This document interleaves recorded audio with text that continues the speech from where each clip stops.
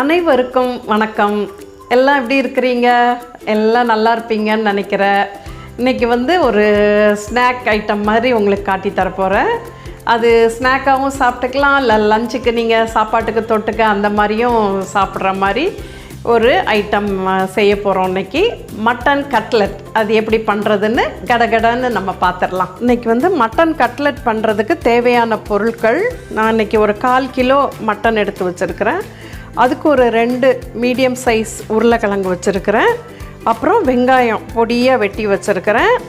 பச்சை மிளகாய், கருவேப்பிலை, மல்லி இலை அதுக்கு தேவையானது எடுத்து வச்சுருக்கிறேன். அப்புறம் அது ஒரு முட்டை, நம்ம அது மிக்ஸ் பண்ணி பார்த்துட்டு அதுக்கேற்ற மாதிரி ஒரு முட்டை, கொஞ்சமாக பொட்டுக்கடலை மாவு, இவ்வளோதான். நான் மட்டனை இஞ்சி பூண்டு மட்டும் போட்டு வேக வச்சு எடுத்து வச்சுருக்கேன். கொஞ்சம் உப்பும் சேர்த்துக்கிட்டு வேக வச்சு வச்சுருக்கிறேன்.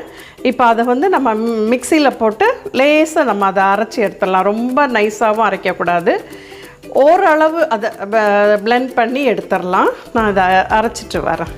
அடுத்தது நம்ம இந்த வெங்காயத்தெல்லாம் லேசாக போட்டு வதக்கி எடுத்துடலாம். கொஞ்சமாக எண்ணெய் போதும், நிறைய எண்ணெய்லாம் வேண்டாம்.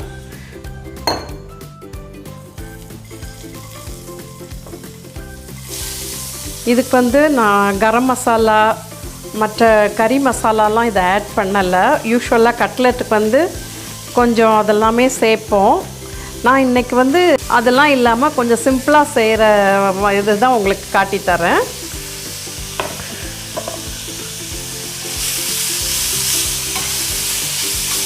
இது அந்த ஹோட்டல் ஸ்டைலில் ப்ரெட் க்ரம்ஸில் முக்கி எடுக்கிறது, அந்த இதெல்லாம் இந்த இதில் செய்ய போகிறதில்ல. சிம்பிளாக இதை மட்டன்லாம் வேக வச்சிட்டோன்னா இதை மட்டும் லேசாக வதக்கிட்டு அதில் கொட்டி மிக்ஸ் பண்ணி பொரிக்க வேண்டியது தான். இவ்வளோ வதங்கினா போதும். நம்ம இனிமேல் எல்லாத்தையும் போட்டு மிக்ஸ் பண்ணிடலாம். ஸ்டவ் ஆஃப் பண்ணிடலாம். இனிமேல் அந்த மிக்சிங் பவுலில் நம்ம எல்லாத்தையுமே போட்டு மிக்ஸ் பண்ணிடலாம். இது ரொம்ப ப்ரௌனாக இல்லாமல் வதங்க வேண்டாம், லேசாக ஒரு பரட்டி எடுத்தாலே போதும். அடுத்தது நம்ம மட்டன் மிக்ஸ் பண்ணி அதை மிக்சியில் லேசாக நான் அரைச்சி எடுத்துகிட்டு வந்துட்டேன்.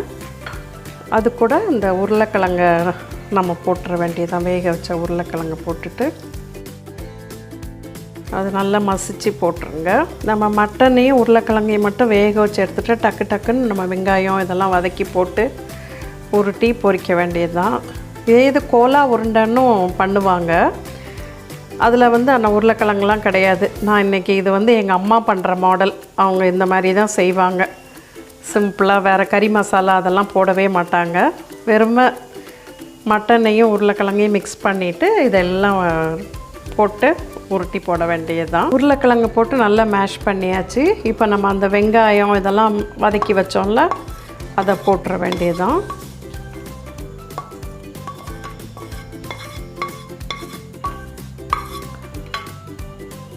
எல்லாத்தையும் அதில் போட்டுட்டு அந்த முட்டையில் ஒரு பாதி முட்டை நம்ம ஊற்றி பார்த்துக்குவோம். ரொம்ப தண்ணியாச்சுன்னா விட்டுறலாம்.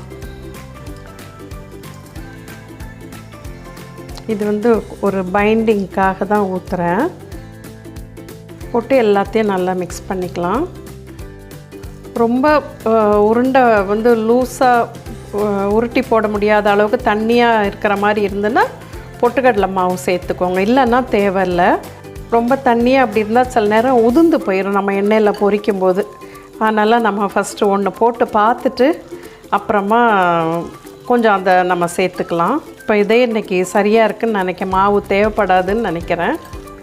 உப்பு மட்டனோடு வேக வைக்கும்போதே போட்டிருக்கேன். அதனால் பார்த்துட்டு உப்பு உங்கள் தேவைக்கு ஏற்ற மாதிரி போட்டுக்கோங்க. இது நல்லா இப்போ மிக்ஸ் பண்ணியாச்சு. நம்ம இப்போ அதை ஷேப் பண்ணிக்கலாம். நான் கொஞ்சம் ரவுண்டாகவும் கொஞ்சம் பால்ஸ் மாதிரியும் போட்டிருக்கேன். உங்களுக்கு பிடிச்ச ஷேப்பில் நீங்கள் போட்டுக்கோங்க. இது ரொம்ப மசாலா வாசனைலாம் இல்லாமல் கொஞ்சம் ரொம்ப மைல்டாக தான் இருக்கும். அந்த மட்டன் உருளைக்கிழங்கு ரெண்டோட டேஸ்ட்டு தான் கொஞ்சம் டாமினேட்டிங்காக இருக்கும். இதில் இந்த ஷேப்பில் கொஞ்சம் பண்ணிக்கலாம். நான் ஏற்கனவே எண்ணெயை சூடாக்கிட்டேன். அதனால் நம்ம இப்போ போட்டு பொரித்து எடுத்துடலாம். எண்ணெய் வந்து மீடியம் ஹீட்டில் இருக்கட்டும், ரொம்ப சூடு வைக்க வேண்டாம். 2 பொரித்து பார்த்துக்கலாம் எப்படி வருதுன்னு சொல்லிட்டு.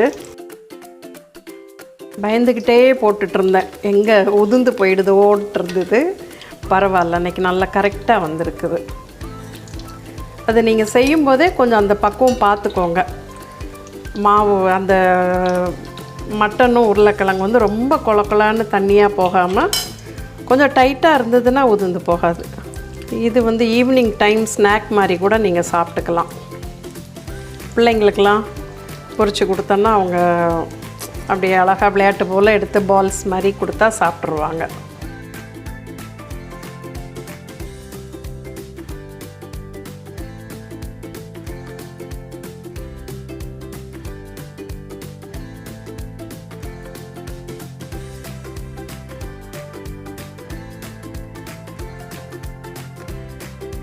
சுவையான மட்டன் கட்லெட் ரெடி ஆயிடுச்சு. பார்த்தீங்களா எவ்வளோ அழகாக கரெக்டாக பக்குவமாக வந்திருக்குது. நீங்களும் இதை வீட்டில் ட்ரை பண்ணிவிட்டு எங்களுக்கு கமெண்ட்டில் சொல்லுங்கள் எப்படி இருந்ததுன்னு சொல்லிவிட்டு. உங்கள் ஃப்ரெண்ட்ஸோட ஷேர் பண்ணுங்கள். எங்கள் சேனலுக்கு சப்ஸ்கிரைப் பண்ணுங்கள். பாய்.